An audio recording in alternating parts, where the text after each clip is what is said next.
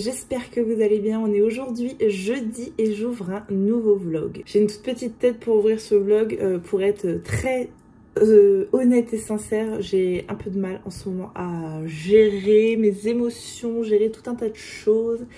Je sens qu'il y a un trop plein là-dedans.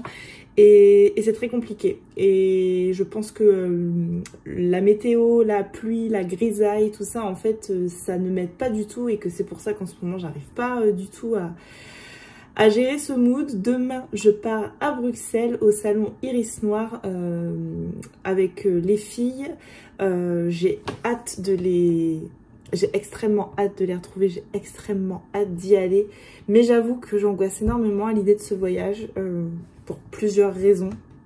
Et puis j'ai souvent une petite merdasse qui vient se greffer avant de partir. Quasiment à chaque fois, c'est monnaie courante, sauf que bah aujourd'hui, j'en ai ras le bol. Voilà, je me suis levée ce matin, enfin Noam s'est levé ce matin avec des plaques de boutons plein le corps, plein le visage, boursouflé de partout. Voilà, à même pas 24 heures de partir, on adore. Donc j'ai encore couru chez le médecin aujourd'hui, c'était pas du tout dans le planning.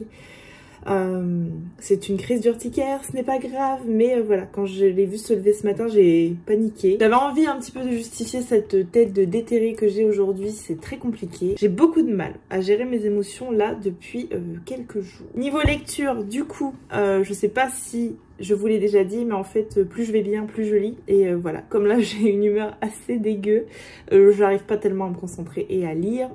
J'ai attaqué lundi ou mardi La fille qui prenait les armes, le dernier roman de Amy Herman qui est paru aux éditions Charleston. J'ai lu un petit peu plus de la moitié, je dois être aux alentours de la page 300. J'avais pour ambition de le finir avant de partir à Bruxelles. Je ne crois pas que je l'aurai fini demain, donc je ne sais pas si je vais l'emmener lui dans ma valise ou si je vais prendre autre chose avec moi demain. Bon, pour l'instant, écoutez, j'aime beaucoup. J'espère réussir à vous faire un update lecture dans ce vlog. Voilà, ça devrait être un vlog plutôt court celui-ci. Ça sera surtout un vlog pour Bruxelles. Si j'arrive à vous faire un update lecture, c'est cool. Sinon, c'est pas grave. Enfin, j'espère en tout cas que c'est pas grave pour vous. Sinon, j'ai fait 2 petites réceptions que je vais ouvrir avec vous. Je suis désolée encore pour cette position un peu chelou. Je n'ai toujours pas racheté de perche pour filmer. Alors, le premier paquet... Ça doit être Charleston. Ah, le du graphique. Ah, trop bien. L'œil de la Gorgogne. 22 figures mythologiques sous un regard féministe. Alors, il est de Noémie Fachon, ce livre-là. Donc, Méadusa Gorgon, je suppose. J'espère que que je n'écorche rien. Le du graphique. Circé, Médusa, Pandore, Médée, Callisto, Psyché. Je ne sais même pas qui c'est celle-là. Gaïa, Perséphone. Ces figures de la mythologie gréco-latine, nous les connaissons toutes, mais pas aussi bien que celles d'Ulysse, Persée, Thésée ou encore Eros. Merci le Malgache qui nous offre depuis des siècles des récits écrits par des hommes, traduits par des hommes et à destination des hommes. Il est temps que ça change. Avec cette bande dessinée, Noémie Fachon donne un grand coup dans la fourmilière et propose une relecture féministe de 22 mythes en réhabilitant 22 figures bafouées, révoltées et en colère, une réécriture moderne et inclusive qui ouvre le débat et nous offre une réflexion puissante sur notre société actuelle, consentement, désir féminin, culture du viol, lesbophobie, écoféminisme. Ça m'a l'air trop chouette. Un grand merci le Duc pour l'envoi. Ensuite, Albin Michel. Albin Michel, j'attends un roman d'un auteur que je n'ai lu qu'une seule fois. Et que pourtant, c'est pas l'envie qui me manque de le lire davantage. Est-ce que c'est lui? Oui. Et j'ai donc reçu Luxe de Maxime Chatham. Maxime Chatham, c'est un auteur que je trouve d'un charisme fou. Et j'ai lu qu'un seul livre de lui. Qu'est-ce que j'ai lu? Insectes. Et bon, j'ai bien aimé. C'était assez... perturbant, mais en fait je suis pas très sensible à tout ce qui est insectes, etc. Donc peut-être que ça m'a moins percuté que ça aurait pu percuter d'autres. Bref, je l'avais également vu en conférence aux Nuits de la Lecture qui avait été organisée à Lille, où il était avec Bernard Minier et Franck Tillier. Et une fois de plus, je m'étais dit mais il faut absolument que je lise cet auteur. Je ne sais plus qui m'en a parlé. dans mon entourage en me disant que vraiment Maxime Chatham c'était génial, qu'il fallait que je me lance. Donc voilà, du coup quand j'ai vu ça au catalogue Albin Michel, je me suis dit allez, je me lance dans celui-ci. Donc Luxe de Maxime Chatham, je trouve la couverture d'une simplicité et en même temps magnifique. Les scientifiques comme les religieux ne peuvent expliquer ce qu'elle est ni d'où elle vient. Pardon, j'ai un peu bugué. Elle va transformer pour toujours le quotidien du monde entier, en particulier l'existence d'une mère et de sa fille, tout en posant la question qui nous obsède tous: nos vies ont-elles un sens? Un roman au suspense saisissant, hommage lumineux à Barjavel et à la littérature qui divertit, qui interroge. Maxime Chatham, comme vous ne l'avez jamais lu. La quatrième que j'ai lue, elle en disait un peu plus quand même. Donc voilà, c'est une belle brique, ça fait 500 pages.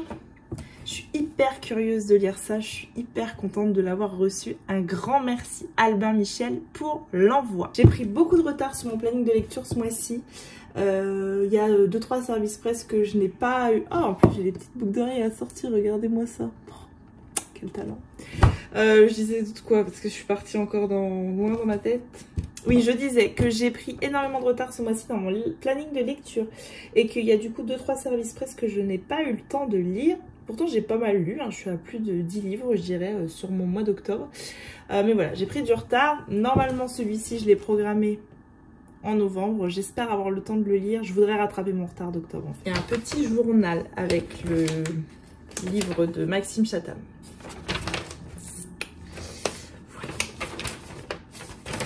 Voilà, sur ce, c'est tout ce que j'avais à vous dire pour ouvrir ce vlog. Et voilà, je vous reprends demain lorsque j'arrive à Bruxelles.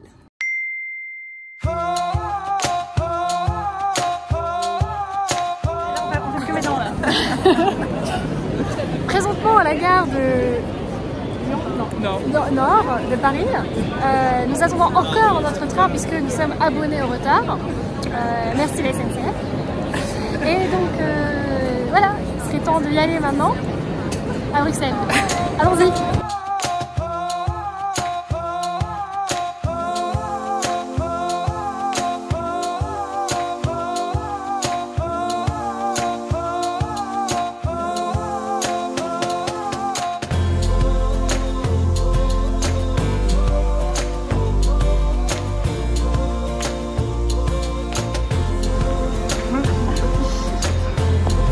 Arrêtez.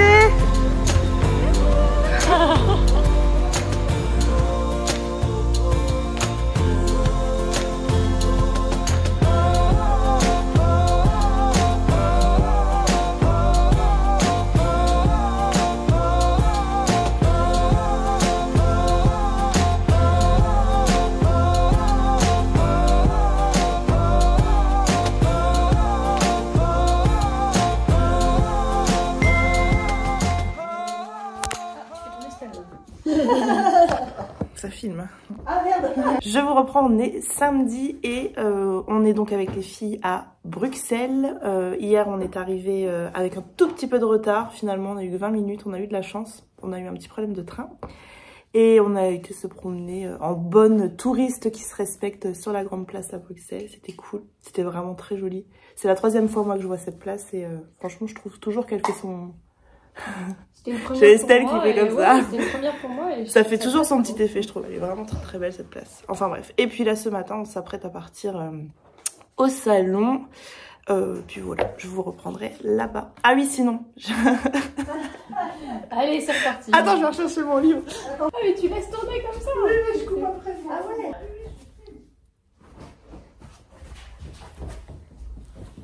Sinon, j'ai emmené ça avec moi, Métamorphosis de Stéphane Gallas, que j'avais donc reçu des éditions Michel Lafon. Je l'ai pris parce que l'auteur est présent ce week-end et je me suis dit que ça serait vraiment cool de le faire dédicacer. Je l'ai attaqué hier et j'en suis déjà à la page 200. J'aime beaucoup, mais je vous ferai le détail quand je l'aurai terminé.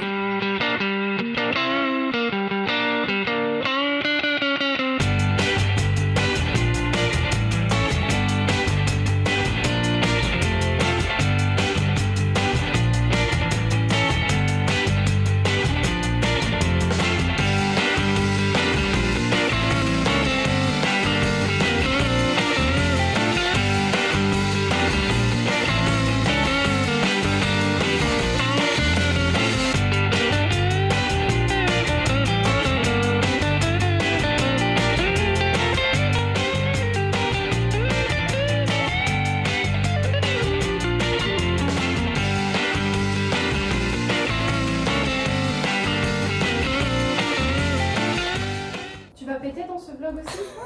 Ou tu pètes que dans les vlogs des autres? En fait, j'ai pété dans le vlog de personne.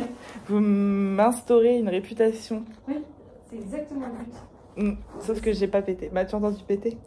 Non, j'ai senti seulement. Tu veux tirer sur mon doigt?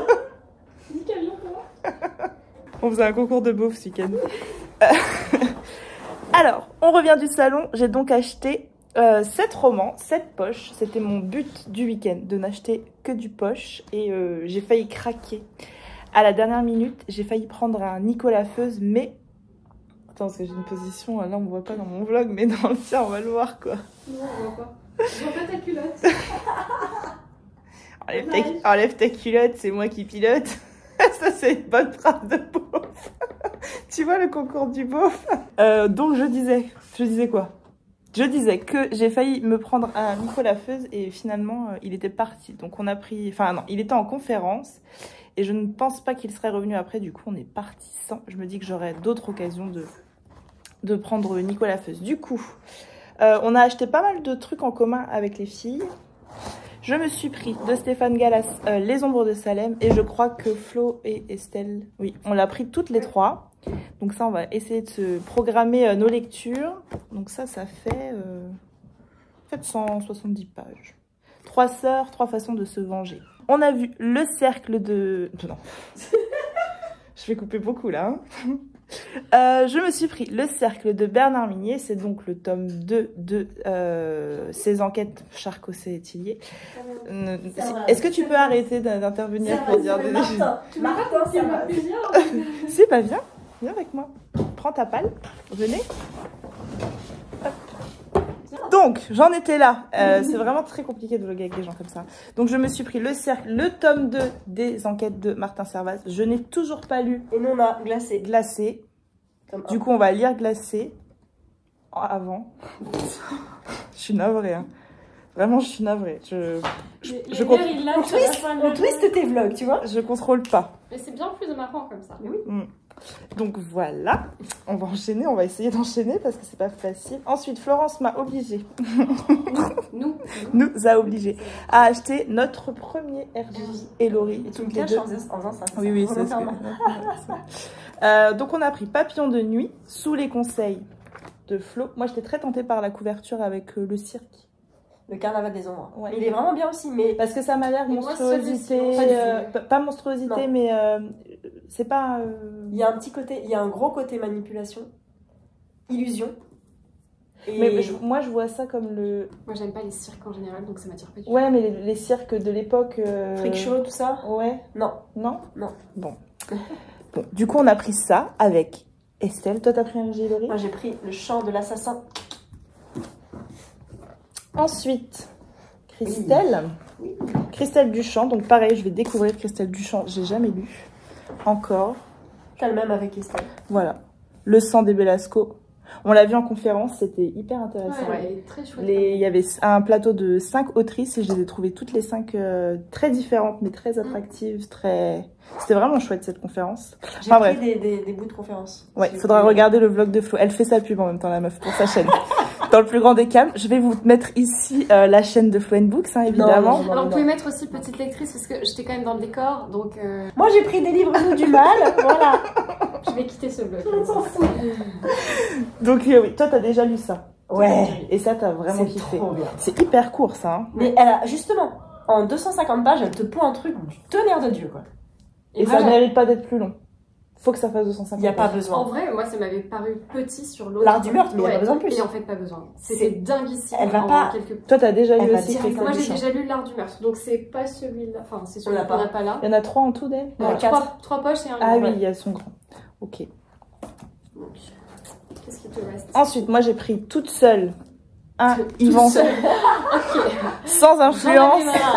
Voilà, j'en avais marre qu'elle m'influence. Je me suis pris un Ivan Zimberg. Je l'ai déjà vu plusieurs fois, une fois l'auteur avant. De quoi ça parle d'ailleurs? Tu veux que je te lise la 4e? Ouais. Juillet 2017, une région de disparition. Après une nuit en discothèque, la jeune Inès Wary ne donne plus signe de vie. Marion Testu, elle, n'est jamais rentrée de son jogging matinal. Sur leurs traces, 2 enquêteurs au profil atypique. Karine Bécouche, chef de la BAC de Saint-Étienne, flirte avec les limites et prend tous les risques pour retrouver Inès. Jacques Canova, journaliste parisien et ex-flic des renseignements généraux, couvre la disparition de la joggeuse. Chacun a des raisons personnelles de parvenir à ses fins. D'un bout à l'autre du pays, les pistes se croisent, tandis que de vieux meurtres énigmatiques refont surface. Les deux hommes se lancent alors à pleine vitesse dans une course contre la mort. Moi, le mec travaille dans les renseignements. L'auteur? Ouais. Ok. Donc en fait, ouais, je me dis que... Ouais. Et j'aime beaucoup les gens qui écrivent des livres, qui ont travaillé dans la police. Ah bon? Ah ouais. Ah mais c'est souvent pertinent. Ah non, mais tu sais, des... C'est vrai qui dans le 93, tout ça. Ouais, voilà, des auteurs, il y a des auteurs que j'aime bien comme ça, ouais. On citera pas. Non, on citera Non, pas. Ensuite, j'ai pris... Oui. Toi aussi? Oui, non. Ah non, c'est nous deux. c'est nous deux, ouais. Amélie Antoine, pareil, j'ai jamais lu. Il faut lire. J'ai jamais lu aussi. Mais en fait, pour moi, Amélie Antoine, c'est une autrice pas de polar. Le secret. Ouais, moi, ah ouais. Moi, c'est cette...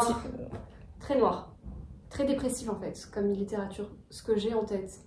Ouais, Et moi, j'ai quoi, les silences ou les secrets? Les secrets. Les secrets.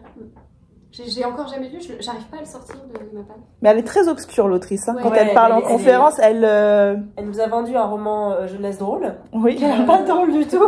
Qui a l'air pas drôle du tout, parce qu'en fait, une belle-mère veut tuer ses enfants. Ouais. Voilà. Ses beaux enfants. Oui.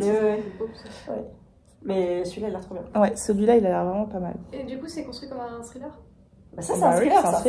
C'est un thriller. Il y a deux familles, tout ça, un peu comme... Deux familles, la même routine, l'ennui au quotidien, les voisins trop bruyants, la dépression qui rampe, l'adultère qui menace. Rien de bien grave, en fait. Mais pendant ce temps, on ne voit rien, on n'a rien vu, on n'entend rien, rien entendu. Il n'est pas de victime sans bourreau, ni de martyr sans silence. Ouais, ça dit rien à la quatrième. C'est drôle, mais c'est pas drôle. Hein.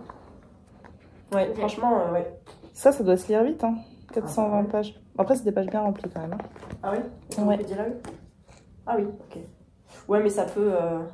ça dépend de l'accroche, du style. Ensuite, j'ai pris Johanna Gustafsson. Là, on l'a pris toutes les trois. Oui. On a 2 livres, on a toutes les 3. Ouais. C'est cool. La folie. La folie. 3 femmes, 3 époques, 3 destins terrifiants. Ouais. Et nous, on est 3 femmes à une époque, et on veut pas de destin terrifiant. Mais on a 3 destins différents. Pas terrifiants. Exact. Johanna Gustafsson, moi j'avais lu ça. L'île de Yule, on l'avait lu. Oui. Et c'était absolument génial. Moi j'avais adoré. Voilà pour mes achats. Qu'avez-vous d'autre? Rien que tu l'aies cité, à part le glacé que... Oui. Hein, et Petroni, ouais, qu'on a pris avec Flo. Que tu n'as pas cité. Le tome 2. Le tome 2. Moi j'ai jamais lu Petroni. C'est vraiment bien. Et ensuite, Magda m'a offert un livre. L'affaire Rose Keller de Ludovic Miserol, mais c'est historique. 1768. Du marquis de Sade, et c'est un tome 1, donc c'est une saga. 1768. Et moi j'ai pris mon roman de Noël, Scary Christmas de Aileen McMillan. J'aime trop le titre. Ouais, et en fait, sur le petit rabat là, il y a écrit avec ce premier Scary Mystery. Ah ouais, non, mais c'est un Scary Mystery. C'était moi qui l'avais pris à la base. Oui, bah c'est Et bon. En fait, Estelle lui il n'en restait plus qu'un. Du coup, elle va le commander. Voilà, je l'ai généreusement laissé à Florence parce que je suis 950. Et ça se passe le 24 décembre avec une tempête de neige qui bloque plusieurs véhicules dans les terres perdues de haute terre d'Écosse. Donc une tempête de neige dans les hautes terres d'Écosse avec 9 passagers qui trouvent un refuge inespéré dans le manoir sombre et isolé de Bretham. Et donc on est dans un huis clos. Tu dis aussi bien que moi les mots anglais, c'est bien. Un huis clos en Écosse le soir, la veille de Noël, enfin le soir de Noël, avec une tempête de neige. Et qui dit dans une atmosphère que le whisky ne parvient pas à réchauffer. Chacun va rapidement se sentir prisonnier du manoir et de son propre passé. Stylé. Voilà. Il avait l'air bien. Il avait l'air bien. L'autrice n'était pas là, mais non. Il était là, perdu tout seul. Ouais, je connais même pas l'autrice, moi. Non, mais ça doit pas être français. Hein. Aileen McMillan. Ah bah non, clairement. Peut-être écossaise à la fin. Mais ça a l'air cool, c'est chez Hugo. Ouais, Hugo Poche. Suspense, ouais. La couve, et la couve est cool. C'est ce qui m'a attiré, ouais. Voilà. Ensuite, je me suis fait dédicacer celui-ci, mais je vous l'ai dit ce matin. J'avais apporté ce recueil de nouvelles de chez Alibi. Du coup, j'ai vu R.J. Laurie, Johanna Gustafsson et Bernard Minier. Voilà, il me restera 6 auteurs, 10 auteurs. Combien il y en avait en tout? 7 auteurs qui soient complètement dédicacés. Et Lucia? Et Lucia, je l'ai fait dédicacer pour ma gagnante du concours. Ah. Donc voilà, je ne sais pas si elle regarde mes vlogs. Surprise. Généreuse. Je l'avais pas dit que je faisais dédicacer. Parce qu'imagine, Bernard Minier n'était pas là. Oui. Ou, tu vois, là, c'est la surprise. C'est la surprise. C'est bien. Voilà. Autre chose à ajouter? Les gaufres étaient bonnes? Les gaufres étaient bonnes. Oui, les frites étaient bonnes. Les frites étaient bonnes. À part les livres et la bouffe en fait. Autre chose à ajouter? L'architecture est belle. Ah oui. J'avais jamais fait Bruxelles et c'était très joli. C'est joli, ouais. Et on serait bien resté un jour ou deux de plus pour faire des musées. Du coup, demain matin, on retourne pas sur le salon. Non. On va voir ce qu'on fait. Mais il fait pas beau. Non. Mais il y a le musée Magritte. Ouais, le musée Magritte, ça me chauffe. Ça ouvre à 11h si on y va à l'ouverture. À 11h, ça Ouais, va? j'ai regardé s'il y a un... Mais du coup, qu'est-ce qu'on fait de nos valises? Et bah justement, on les prend, au musée, il doit y avoir une consigne, quelque chose. Il faudrait faire de 11h à midi le musée. Ouais. On prend un sandwich, hop, on va à la gare, on mange tranquille, on a notre train. Ok, ça me va. À demain.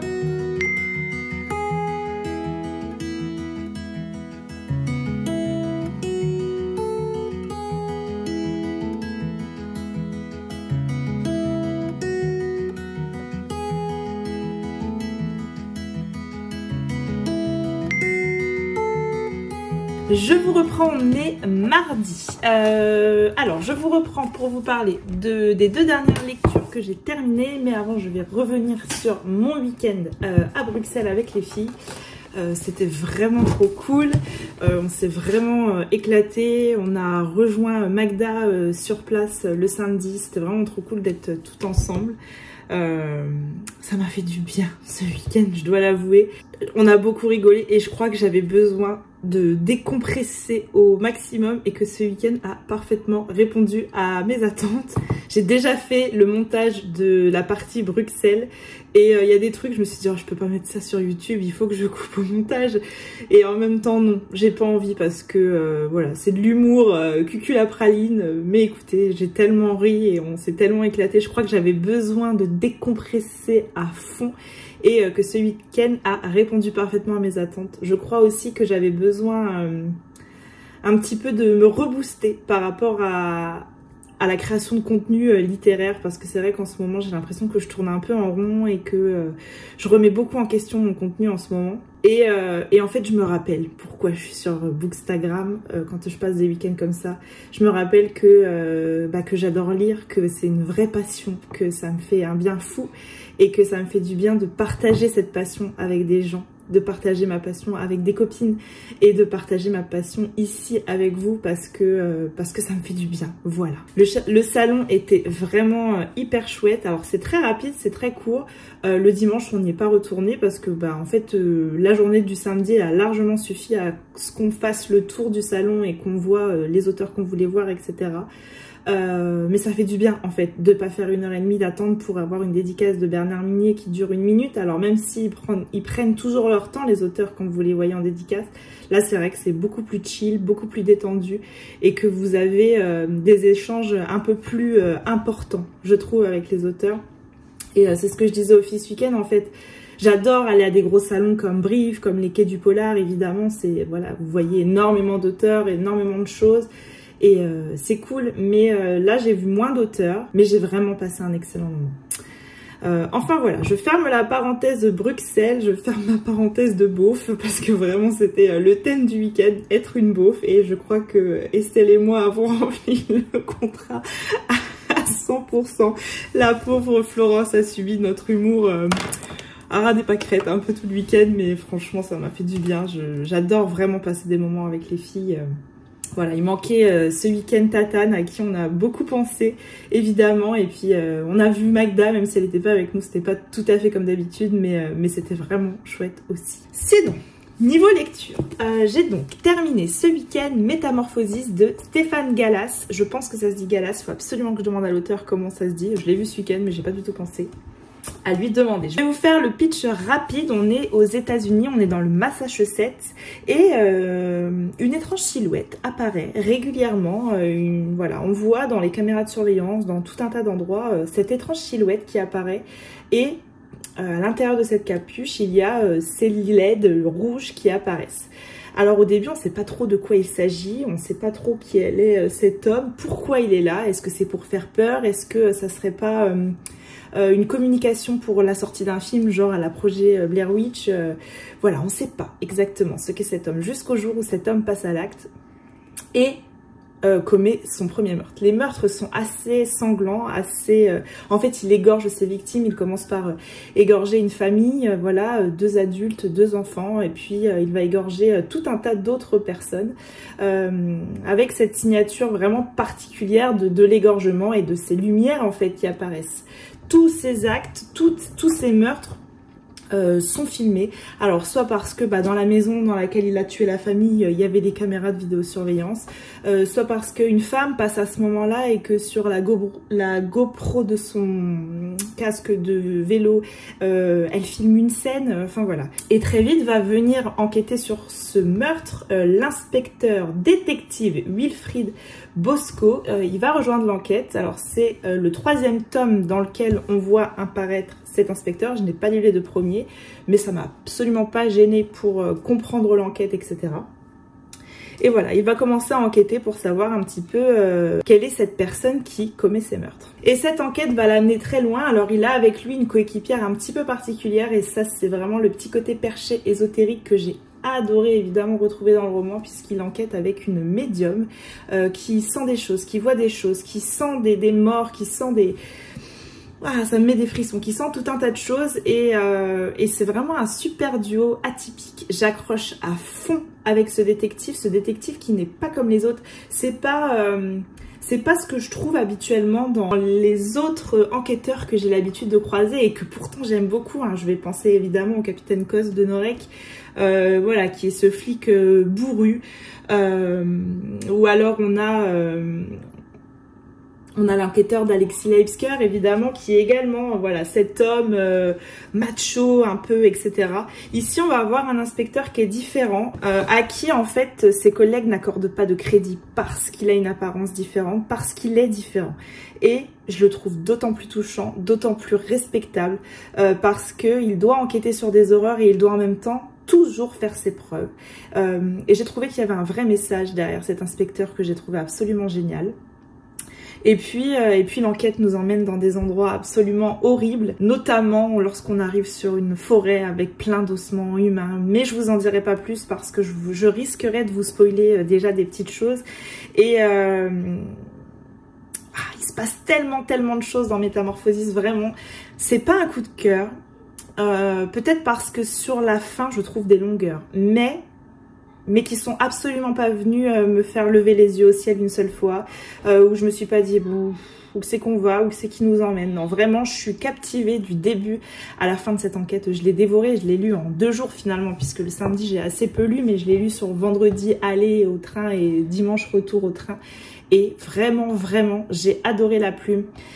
J'ai adoré rencontrer l'auteur. J'ai un vrai coup de cœur pour la plume. J'ai un vrai coup de cœur pour tout ce que ce roman veut nous dire.